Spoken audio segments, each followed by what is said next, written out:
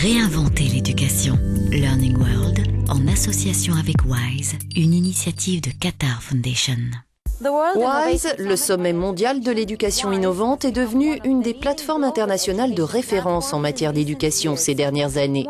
Plus d'1 millier d'experts se retrouvent chaque année ici à Doha pour envisager des solutions alternatives et amorcer des changements. Cette semaine, Learning World vous présente plusieurs d'entre eux, ainsi qu'une sélection d'idées neuves.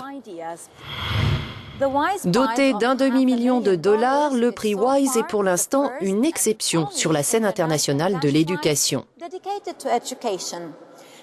Cette récompense fait office d'étape vers la reconnaissance de contributions extraordinaires.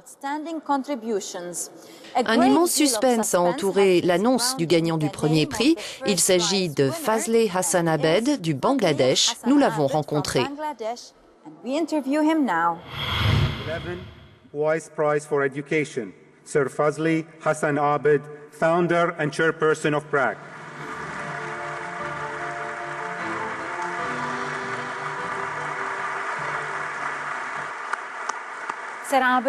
Sir Abed, félicitations pour ce prix. Pouvez-vous nous présenter votre projet?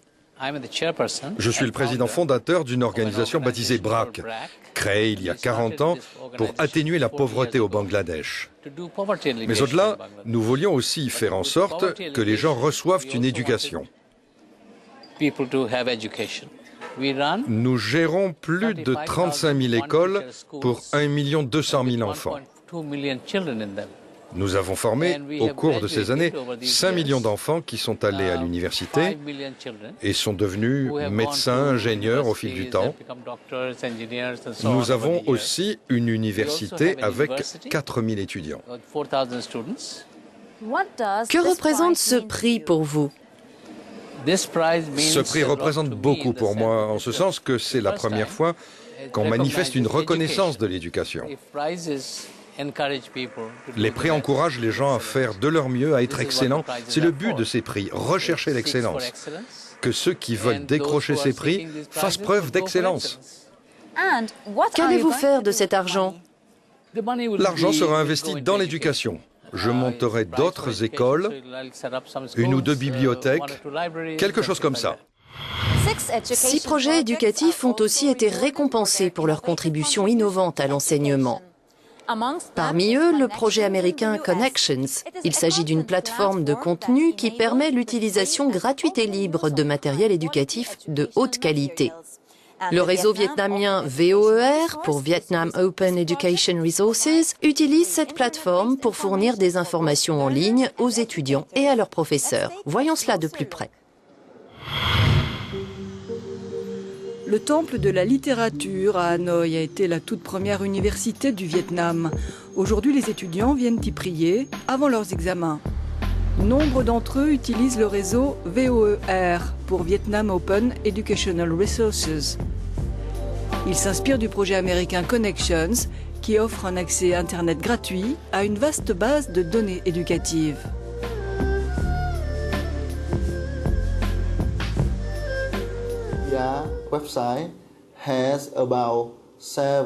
Le site VOER recense 700 000 visites par mois pour environ 50 000 visiteurs. Ils peuvent aller en ligne pour lire ou télécharger un e-book ou même commander la version imprimée d'un livre. Le livre imprimé est vendu en moyenne 1 €. La consultation en ligne, elle, reste gratuite. Le VOER est autant utilisé par les étudiants que par les enseignants. Il est accessible quasiment partout à Hanoï. Je pense que le VOER est vraiment pratique. Il est facile d'accès. Je peux l'utiliser partout, dans la classe, chez moi, au café, avec le Wi-Fi ou la 3G.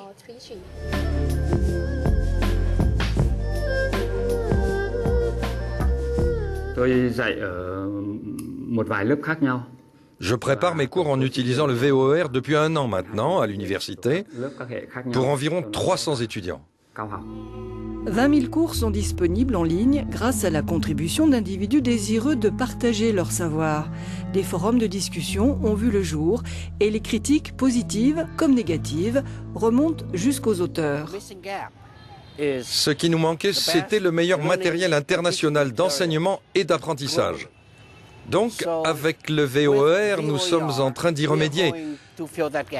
Cela va aider le Vietnam à trouver le meilleur matériel éducatif disponible dans le pays et au-delà, et à le mettre en ligne.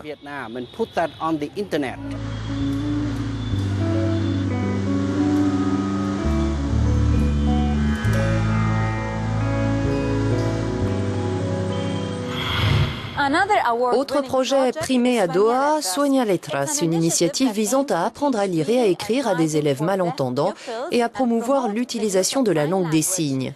Voyons comment le Centre pour le développement des technologies de l'inclusion, au Chili, au Mexique et en Argentine, bénéficie de ce projet. Être sourd ou malentendant est un handicap qui, faute d'infrastructures adaptées, condamne bien souvent à l'exclusion sociale en Argentine. Les écoles spécialisées sont rares et sans la maîtrise de la langue des signes, les malentendants sont privés de toute communication orale. Les choses sont en train de changer. Les prothèses auditives ne sont plus le seul espoir. Quand j'étais petit, quand quelqu'un me parlait, j'avais beaucoup de mal à comprendre. Mais en grandissant, j'ai appris la langue des signes et c'est devenu facile. Il a commencé à communiquer et à se rendre compte qu'il avait un outil pour ça.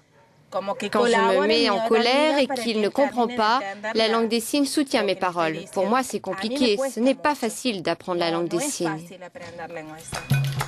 L'école pour malentendants d'Altagracia est à 10 km de Chérouane. Toute la famille s'est mise à la langue des signes.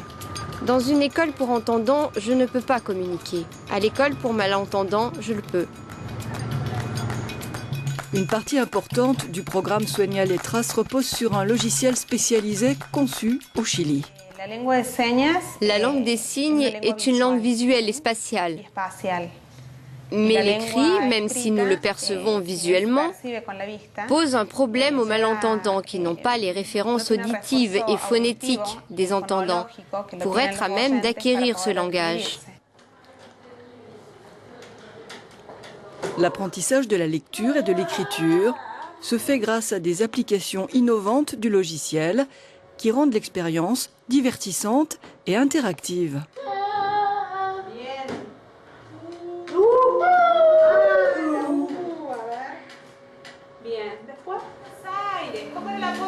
Ce logiciel apporte un réel dynamisme. Il retient leur attention car il est basé sur la langue des signes. Et en même temps, son aspect nouvelle technologie le rend intéressant. La langue des signes est très riche, avec un haut degré d'abstraction. Les études montrent que le niveau intellectuel des personnes formées à la langue des signes depuis l'enfance n'est pas affecté par le manque de communication. Su nivel intelectual no se ve afectado por la falta de comunicación.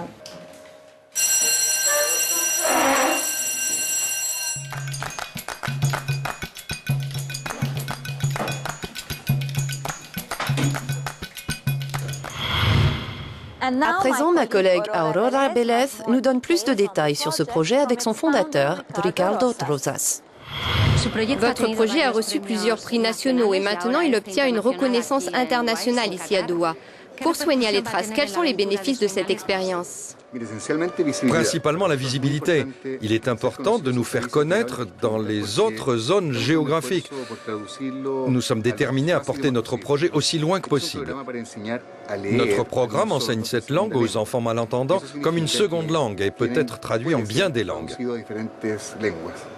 Est-ce qu'un Japonais et un Chilien peuvent se comprendre? Pour dire la vérité, il n'y a pas de langue universelle des signes, comme il n'y a pas de langue parlée universelle. Les langages nationaux des malentendants varient d'un pays à l'autre, tout comme le castillan en Amérique latine et en Espagne. Tous ont une langue des signes spécifique. La bonne nouvelle est que les langues des signes sont plus proches les unes des autres que les langues parlées. Et de ce fait, les communautés de malentendants parviennent à se comprendre. Ainsi s'achève notre couverture spéciale du sommet WISE sur l'éducation. N'hésitez pas à consulter notre site internet pour plus d'informations et à réagir sur nos pages dans les réseaux sociaux. À bientôt! Learning World, en association avec WISE, une initiative de Qatar Foundation.